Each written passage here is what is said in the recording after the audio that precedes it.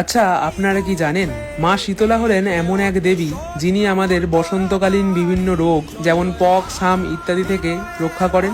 গোটা বাংলা জুড়ে বিভিন্ন জায়গাতে বিভিন্ন সময় মা শীতলার পুজো হয়ে থাকে, কিন্তু প্রধানত চৈত্র মাসের কৃষ্ণপক্ষের অষ্টমী তিথিকে শীতলা অষ্টমী বলে গণ্য করা হয়। বাংলায় মায়ের যেসব মন্দির ছড়িয়ে রয়েছে তাদের মধ্যে অন্যতম হলো শালকিয়ার বড় শীতলা মায়ের মন্দির। মা এখানে নিম কাঠের তৈরি এবং প্রায় 100 বছরেরও বেশি প্রাচীন। শীতলা মায়ের বাঁ পাশে রয়েছেন দেবী মনসা এবং ডান পাশে রয়েছেন বাবা পঞ্চানন, আর তাঁরও ডান পাশে রয়েছেন জরাসুর। মানুষের বিশ্বাস মা এখানে সবার মনস্কামনা পূর্ণ করেন। মন্দিরে গেলে আপনি দেখতে পারবেন অসংখ্য মানুষের মানসিক করা।